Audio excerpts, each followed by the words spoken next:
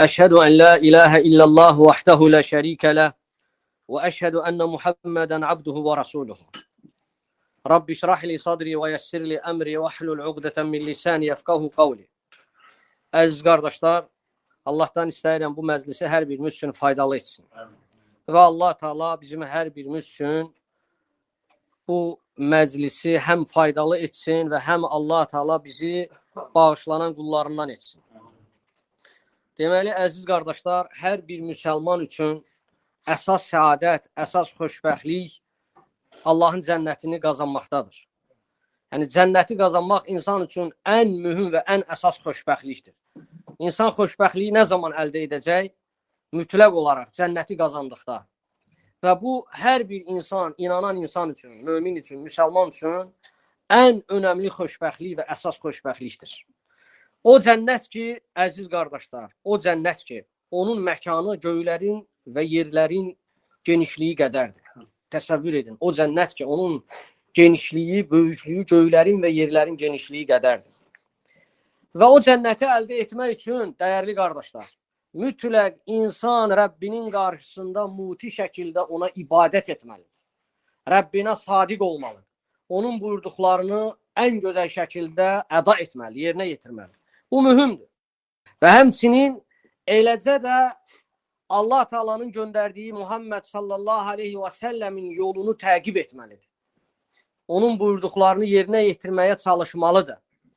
Və eyni zamanda da hər bir müsəlman, hər bir mömin öz nəfsini hesaba çəkməlidir. Bax, bu məsələlər əsas və ümdə olan, ən mühüm olan məsələlərdir. Yəni, insanın cənnəti əldə etməsi üçün mütləq öz Rəbbinə layiqincə ibadət etməlidir və ibadətini də ixlaslı etməlidir. Niyyətini saflaşdırmalıdır, düzgünləşdirməlidir və həmçinin Peyğəmbərin yaşamına və buyurduqlarına müvafiq şəkildə həyata keçirməlidir. Eyni zamanda da hər bir müsəlman nəfsini hesaba çəkməlidir. İnsan nəfsini hesaba çəkəndə özünü nəzarətdə saxlayır. Yəni, insan özünü tərk edəndə heç zaman özünü yığışdıra bilmir. Yəni, amma sələflər daim öz nəfslərini hesaba çəkərdilər. Ümmətin dahiləri, əvvəlkiləri. Ona görə, dəyərli qardaşlar, insan daimi nəfsini hesaba çəkməlidir. Hətta nəfsini qınamalıdır, təqsirkar bilməlidir. Rəbbinin qarşısında ona gözəl şəkildə ibadət və itaət etmək üçün. Deməli, dəyərli qardaşlar, sələflər, ümmətin sələfləri daim öz nəfslərini hesaba çəkərdilər və onlar əməllərinin özlərindən qəbul olunmamasına görə daimi nigarançılıq içərisində olardılar. Bir təlaş, qorxu içərisində olardılar. Ümmətin ilkləri, sələflər, Peyğəmbərin sallallahu aleyhi və səlləm ətrafında olan şəxsiyyətlər, səhabələr, ondan sonraki nəsil tabinlər və ondan sonraki nəsil ətba'u tabiin. Və bunlar mübarək şəxsiyyətlər olublar. 3 nəsil. Onlar Allaha ən gözəl şəkildə ibadət və itaəti təqdim edən, yerinə yetirən şəxsiyyətlər olub. Ona görə, əziz qardaşlar, və onların həyatı bizim üçün örnək olmalıdır. Onlar daimi Allahın huzurunda əməllərinin puç olmasından qorxardılar. Çünki insan elə bir əməl edə bilər, özü hiss etmədən onun əməli puça meyillənər. Yəni, niyyətini insan ixlaslı edə bilməz və ixlasa zid olaraq addım atar və özü də bilmədən əməlləri puç olmağa meyl edər, yönələr. Ona görə daimi ümmətin sələflərini insan həyatını örnək götürməli. İnnellezînehum min xəşyəti rabbihim müşfiqun. Onlar o kimsələr idilər ki, onlar o şəxslər idilər ki, onlar Rəbbinin qarşısında Rəbbindən qorxardılar. Vəllezînehum bi əyəti rabbihim yu'minun. Onlar öz Rəbbinin ayələrinə iman gətirən şəxslər idi. Necə iman? Yəqinliklə. Allahın huzurunda onun ayələrinə yəqin olaraq iman gətirən şəxslər idi. وَالَّذِينَهُمْ بِرَبِّهِمْ لَا يُشْرِكُونَ. Onlar o kimsələr idi ki, onlar Rəbbinə heç bir şey ortaq qoşmazdılar. İndi diqqət edin. وَالَّذِينَ يُؤْتُونَ مَا أَتَوْا وَقُلُوبُهُمْ وَجِلَةٌ أَنَّهُمْ إِلَى رَبِّهِمْ رَاجِعُونَ. Onlar Rəbbinə qayıdacaqlar deyə təqdim etdiklərini, yəni verdiklərini qəlbləri qorxa-qorxa verərdilər. Allahın huzurunda namazı, orucu, zəkatı, həcci və bütün ibadətləri Allahın qarşısında muti şəkildə qəlbləri qorxa-qorxa onu yerinə yetirərdilər. Möminlərin anası Ayşə radiyallahu anhə baxın, həmin bu ayə barəsində Rasulullah sallallahu aleyhi və səlləmlə soruşur. وَالَّذ۪ينَ يُوتُونَ مَا أَتَوْ وَقُلُوبُهُمْ وَجِلَةٌ O kimsələr ki, qəlbləri qorxa-qorxa verərlər, yerinə yetirərlər. Onlar kimdir? Ey Allahın Rəsulu, onlar içki içən və oğurluq edən kimsələrdirmi? Baxın, Peyğəmbər sallallahu aleyhi və səlləmin cavabına deyir, xeyr, ey Siddiqin qızı, Siddiq Əbu Bəkirdir. Allah ondan razı olsun. Deyir, lakin onlar o kimsələrdir ki, onlar həm oruç tutarlar, həm namaz qılarlar, həm sədəqə verərlər və buna baxmayaraq onlar əməllərinin özlərindən qəbul olunmamasından qorxardılar. Onlar xeyir işlər görməkdə tələsərdilər. Baxın, Allah onları necə mədh edir. Diqqət edin. Rasulullah onların haqqında necə vəsf edir onları. Onlar həm namaz qılarlar, həm oruç tutarlar, həm də sədəqə verərlər. Buna rəğmən əməllərinin qəbul olmamasından qorxardılar. Vallahi qardaşlar, bu ayələr və bu hədislər, bu kəlamlar bizim hər birimizin həyatında ən mühüm nöqtə olmalıdır. Ən mühüm ibrət alacaq kəlmələr və kəlamlar olmalıdır. Çünki biz, Allah Teala bizləri bağışlasın, biz də ibadət edirik. Bəzən Allahın huzurunda ibadətləri elə edirik, sanki artıq ibadətlərimiz qəbul olub, heç bir qorxu hissimiz, qorxu şuurumuz yoxdur. Ən acınacaqlı haldır. Adam müqayisə edəndə baxırsan ki, ümmətin sələfləri ən gözəl şəkildə ibadətlərini Allaha təqdim edirlər. Namaz, oruc, sədəqə və bununla yanaşı qorxduqlarına baxın. İbadəti ən gözəl şəkildə təqdim edirlər və qorxurlar ki, bu ibadətlər onlardan qəbul olunmaz. İndi bir anlıq onları təsəvvür edin, hər kəs öz zehnində, sonra qayıtsın özünə. Allah şahiddir, mən özüm, adam özü-özünə cavab verir ki, yəni bizim halımız həqiqətən çox zəifdir. Yəni insan Allahın huzurunda Allahdan layiqlincə qorxmalıdır.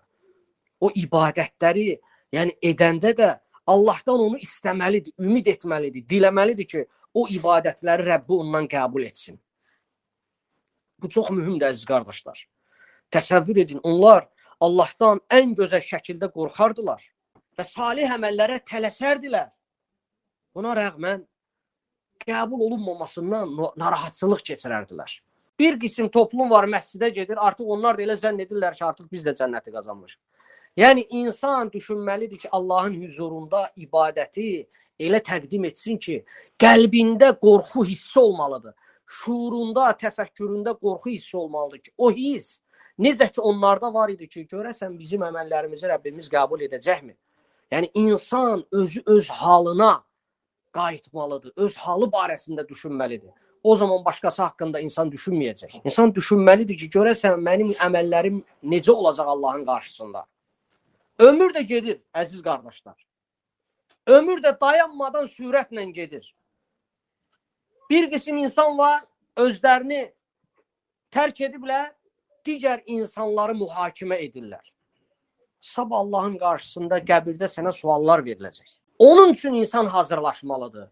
Qiyamət üçün insan hazırlaşmalıdır ki, Rəbbi ilə qarşılaşacağı zaman hansı azüqələri toplamısan, hansı əməlləri toplamısan, o sabah Allahın qarşısında təqdim etməyə.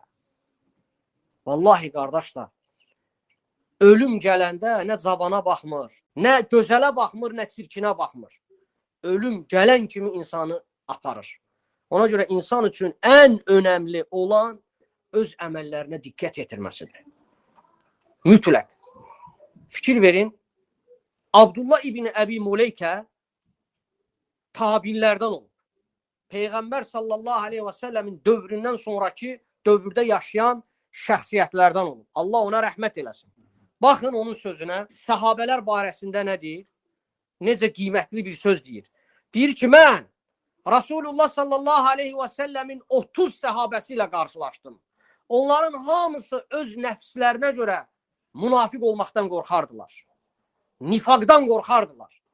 Yəni, təsəvvür edin, onlar Allahın huzurunda görün, necə ibadət edirdilər və əməllərinin qəbul olunmamasından qorxu hissi ilə yaşayardılar. Ona görə insan bilməlidir ki, nə edirsə də ya onun əleyhinədir, ya onun leyhinədir. Bu həyatda insan hansı əməl edirsə, xeyr əməl edirsə, mütləq Allah onun qarşılığını verəcək. Mütləq bir mənalı olaraq Allah Teala Quranda nə deyir? "Və men ya'mal misqala zərratin xayran yara." Kim zərrə qədər xeyir bir əməl edərsə, Allah onun mükafatını verəcək, qarşılığını verəcək. Mütləq Allah Teala adildir. Bu həyat fürsətdir. Xeyir əməlləri etmək üçün. Salih əməlləri etmək üçün. Baxın, artıq o salih əməlləri edən şəxsiyyətlərin heç biri bu həyatda yoxdur. Lakin onların etdikləri xeyir əməllər bu günə qədər danışılır. 13-14 əsr onların salih əməlləri, onların Rəbbi qarşısında necə muti şəxslər olduqları. Fikir verin, Allah Teala onları tanıtdırır bizlərə. Uzun bir əsr keçsə də belə. Yəni onlar görün necə ibadətdə bağlı olublar Rəbbinə, sidqlə, sadiqliklə Allaha bağlı olublar. Ona görə də bizim üzərimizə düşən nədir bugün? Fürsətdir. Bizə verilən ömürdən yararlı istifadə etmək, faydalanmaq. Burada heç kim bilmir ömrünün nə zaman tükənəcəyini. Və ona görə bizim üzərimizə düşən, bizim üzərimizdə olan o ömürdən istifadə etməkdir. Xeyir əməldən, salih əməldən. Sənin etdiyin salih əməl mütləq sənin özünə veriləcək qarşılığa. Eyni zamanda da sənin etdiyin pis əməl qarşılığı sənə veriləcək. Heç kəsə. Qiyamət günü insanlar, Allah Teala misalı nədən çəkir? İnsanların öz yaxınlarından. Qiyamətin dəhşətindən Allah bizi üzü ağ eləsin o günlərdə. Qiyamətin dəhşətində Allah Teala misalı necə çəkir? İnsan öz yaxınından qaçacaq. Ona görə bir sıra əməllər var ki, əziz qardaşlar, o əməllər insanın əməllərini puç edir. İnsan diqqət etməlidir. Elə əməllər var ki, insanın əməllərini bir mənalı olaraq batil edir. O əməllərdən küfürdür, şirkdir, nifaqdır, İslamdan üz döndərməkdir. Bu əməllər ümumi olaraq insanın əməllərini puç edir, batil edir. Lakin elə əməllər də var ki, insanın imanının əsli yerində qalır, amma asiliklər səbəbilə, günahlar səbəbilə, o naqisliklər səbəbilə insanın etdiyi yaxşı əməllərin əcri və mükafatı götürülür. Yəni, heç bir şey qazanmır. Savab qazanmır. Deməli, əziz qardaşlar, insanın əməllərini puç edən əməllərdən ən birincisi küfürdür. Allaha şərik qoşmaq və İslamdan üz çevirmək. Və bu barədə fikir verin, diqqətli olun. Allah Teala'nın bir neçə ayəsi var, bir neçə kəlamı var. İnsan küfürdən və şirkdən mütləq çəkinməlidir. İnsan özü bilmədən küfür və şirk edər və İslamdan dönər elə bir əməl edər, onun əməli puç olar. Və heç bir orada, hətta xeyir əməllər, salih əməllər etsə belə, heç bir savab qazanmaz. Bütün əməli batil olar. Diqqət edin, Allah Teala Quran-ı Kərimdə buyurur: وَمَنْ يَرْتَدْ مِنْكُمْ عَنْ دِينِهِ فَيَمُوتُ وَهُوَ كَافِرٌ فَأُولَٰئِكَ حَبِطَتْ أَعْمَالُهُمْ فِي الدُّنْيَا وَالْآخِرَةِ. Allah Teala bu ayədə buyurur ki, sizdən kim öz dinindən dönərsə və o kafir olaraq, inkarçı olaraq ölərsə və onun dünyada və axirətdəki əməlləri puç olar. Bəqərə surəsi. Başqa bir ayədə Allah Teala diqqət edin, görün nə deyir? Ey Rəsul, sənə və səndən öncəkilərə belə vəhy olunmuşdur. Əgər sən Allaha ortaq qoşsan, sənin əməlin puç olar. Xitab Rəsuladır. Və həmçinin başqa bir ayə diqqət edin. Allah Teala buyurur ki, وَمَنْ يَكْفُرْ بِالْإِيمَانِ. Kim imanı inkar edərsə, فَقَدْ حَبِتَ عَمَلُهُ وَهُوَ فِي الْآخِرَةِ مِنَ الْخَاسِرِينَ. Və onun əməli puç olar və axirətdə də xəsarət çəkənlərdən olar. Ona görə əziz qardaşlar, insanın etdiyi əməl əgər küfürdürsə, Allaha ortaq qoşmaqdırsa və mütləq o əməl batil olur. İnsanları Allahdan başqasına çağıranlar, əlbəttə ki, onlar Allahın qarşısında cavab verəcək. Amma o insanlar ibadət edirlər. Hər necə edirlər, yəni o şəkildə öyrəniblər. Amma Allahdan başqasına tapınır və ibadət edirsə, ibadətində 50 il də etsə, onun əməli puç olacaq. Ona görə insan fikirləşməlidir. Əməl mütləq ixlasla, xalis Allaha edilməlidir. Allahdan başqasına yönətmək olmaz ibadəti. Əgər Allah Teala peyğəmbərə deyir: "Və laqad uhiyə ileykə və iləl-ləzina min qablikə la'in əşrakta la yahbatanna amaluka." Sənə və səndən öncəkilərə, kimlərə? Bütün rəsullara, peyğəmbərlərə belə vəhy olunmuşdur. Əgər sən Allaha ortaq qoşsan, sənin əməlin puç olacaq. Peyğəmbərlərin gəliş missiyası da məhz bunun üzərində qurulmuşdur. Peyğəmbərlər bütün öz cəmiyyətlərini, öz qövmlərini Allahdan, yalnız Allaha ibadət etməyə çağırıb. Allahdan başqasına ibadət olunanların puç və batil olduğunu insanlara çatdırıblar. Ona görə insan bilməlidir, əgər ibadətində, itaətində, duasında Allahdan başqasına yönəldirsə, o onun əməlini puç edir. Əgər bir insan Allahı inkar edirsə, nə qədər xeyir əməllər etsə, onun etdiyi salih və yaxşı əməllərin hamısı puç olacaq. Heç bir fayda verməyəcək qiyamət günü ona. Bir insan inkarçıdır, tövbə edir, İslamı qəbul edir, müsəlman olur. Müsəlman olduğu təqdirdə onun, yəni əvvəlki həyatında etdiyi salih əməllərin qarşılığını Allah Teala ona verəcək. Yəni ibadət edirsə, tövbə edirsə, Allahı qəbul edirsə, Allah Teala onun əvvəlki həyatında etdiyi yaxşı əməlləri, xeyir əməllərin qarşılığını verəcəkdir. Lakin əgər Allahı inkar etsə, inkar halı üzərində ölərsə, onun etdiyi bütün xeyir əməllərin heç bir faydası olmayacaq. Məhz etdiyi Allaha qarşı etdiyi küfrünə görə, Allahı inkar etdiyinə görə bütün etdiyi xeyir əməllər, yaxşı əməllərin hamısı puç olacaqdır. Amma şəri nöqteyi nəzərdən dünyada onun əməlinin qarşılığı veriləcəkdir. Yəni bir insan əgər inkarsıdırsa, salih, yaxşı əməllər edibsə, qohumluq bağını saxlayıbsa, insanlara yaxşılıq edibsə, onun dünyadakı o əvəzini Allah Teala verəcəkdir.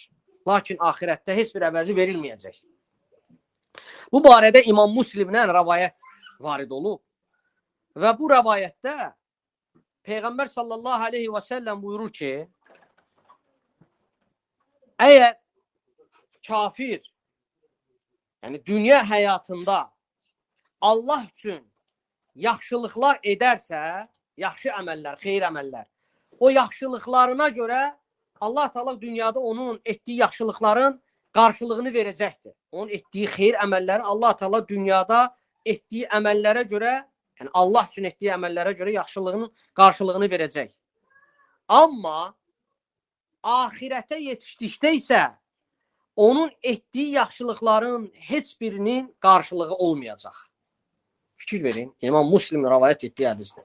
Peyğəmbər sallallahu aleyhi və səlləm buyurur ki, bildirir ki, əgər bir insan kafirdir, inkar eləyirsə Allahı, dünyada Allah üçün hər hansı bir yaxşı əməllər edib, xeyir əməllər edib insanlara qarşı, Allah Teala o yaxşılıqlarının dünyada qarşılığını verəcək. Ahirətə gəldikdə isə onun yaxşı əməllərinin qarşılığının heç biri olmayacaqdır. Hamısını itirmiş olacaq. Və həmçinin əziz qardaşlar, insanın əməllərini batil edən əməllərdən biri də riyadır. Riyakarlıq.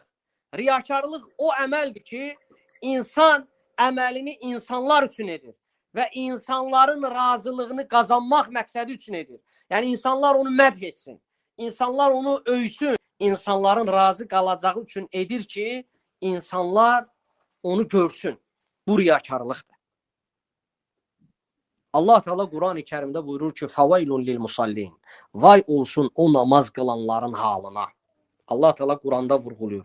Fəveylun lil musallin, vay olsun o namaz qılanların halına. Əlləzinəhum an salatihim səhun. Onlar namazlarında olduqca qeyri-ciddi idilər. Səhlənkar idilər. Yəni o namaz qılanlar namazlarında səhlənkar idilər. Yəni ciddiyə almırdılar, önəm vermirdilər. Əlləzinəhum yuraun. Onlar namazları ilə insanlara göstəriş edirdilər. Əlləzinəhum yuraun. Onlar yəni qıldıqları namazlarla insanlara göstəriş edirdilər. Ona görə dəyərli qardaşlar, insan əməli edəndə yalnız Allahın rızasını qazanmaq məqsədi üçün etsin. İnsanların ona yaxşı deməsi üçün yox. Bu dünya müvəqqətidir. Hər kəsin bəlli bir ömrü var. Nə edirsənsə, mütləq qarşılığını axirət üçün gözlə. Dünyada insanlar onu görməyə bilər, eşitməyə bilər, insanlara çatmaya bilər. Bu əsas deyil. Əsas Allah səndən razı qalsın, insanlar yox.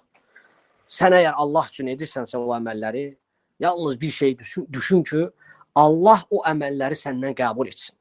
Rasulullah sallallahu aleyhi və səlləmin hədisinə diqqət edin. Səhabələrə nə deyir? Səhabələrə deyir ki, mən sizin üçün ən çox qorxduğum şey kiçik şirkdir və o da riyadır. Allahın elçisi səhabələrə, öz ətrafında olan ilk iman gətirən şəxslərə, tələbələrinə deyir ki, mən sizin üçün ən çox qorxduğum şey kiçik şirkdir və o da riyadır. Riya insanın əməlini puç edir, dəyərli qardaşlar. Baxın, Peyğəmbər sallallahu aleyhi və səlləm nə deyir? Deyir ki, qiyamət günü Allah Taala insanların əməllərinin qarşılığını verdiyi zaman o Allah belə deyəcək. Deyəcək ki, İzhəbu iləl-ləzīne kuntum turauna fid-dunya.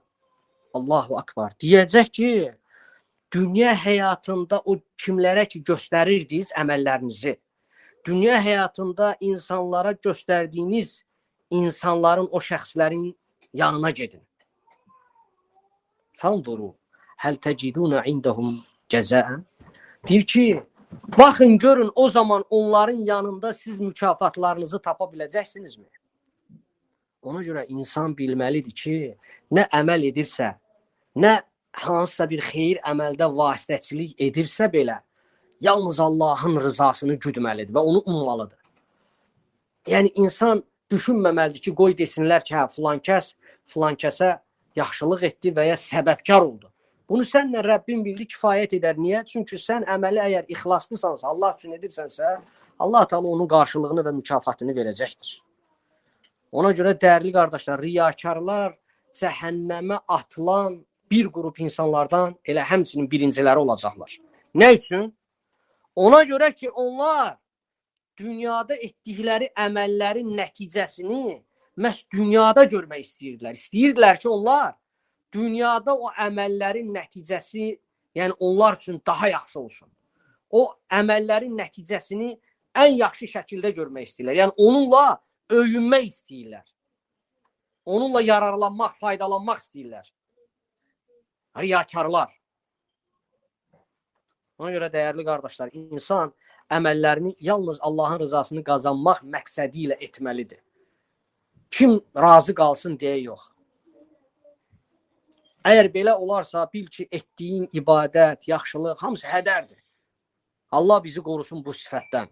Həmçinin, dəyərli qardaşlarım, insanın əməllərini puç edən əməllərdən biri də insanlara yaxşılıq etdikdən sonra onların başına qalxmaq, minnət qoymaq və əziyyət vermək. Bu da çox mühüm məsələdir.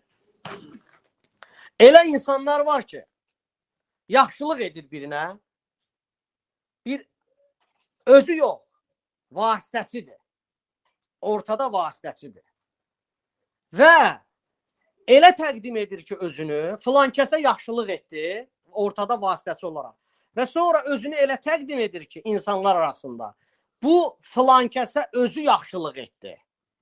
Amma yaxşılıq edən halbuki başqa adamdır, infaq edən başqa adamdır, xeyir, yəni ona birinə infaq edib yaxşılıq eləmək başqa adamdır, özü, yəni arxadadır, ortada olan vasitəçi özünün etdiyi kimi göstərir. Və zavallı başa düşmür ki, Allah Teala bunu görür və eşidir və bundan xəbərdardır.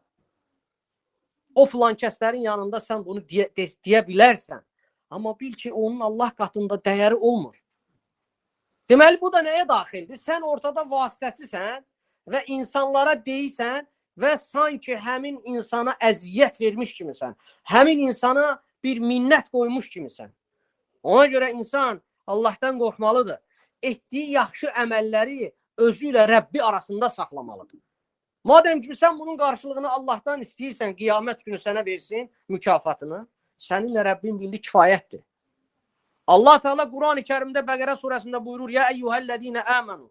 Ey iman gətirənlər, iman gətirənlərə xitab edir Allah. Ya eyyuhellezine amenu la tubtilu sadaqatikum bil menni vel aza. Ey iman gətirənlər, verdiyiniz sədəqələri minnət qoymaq və əziyyət verməklə puç etməyin. İnsan əgər xeyirxahlıq etdikdə onu çalışıb gizlətməlidir. Rəbbinin onun dərgahında qəbul olmasını ummalıdır. Əvvəldə oxuduğum ayələr və ümmətin sələfləri ən gözəl şəkildə təqdim edərdilər ibadətlərini, sədəqələrini, ibadətlərini gizlədərdilər. Sədəqə də ibadətin növündəndir. Gizlənərdilər. Hətta qorxardılar, çəkilərdilər, ağlayardılar ki, ey Rəbbim bizdən bunu qəbul et. O qorxu içində yaşayarlar. Şuurlarında, zehinlərində Allah onlardan qəbul edəcəkmi düşüncəsi var idi. Amma indiki müsəlmanların halına baxın. Edir xeyirxah əməli, başına qalxır. Minnət qoyur, əziyyət verir. Nə faydası var onun?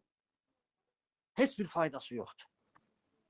Allah qatında heç bir faydası yoxdur. Hər bir xeyir əməlini gizlətməlidir.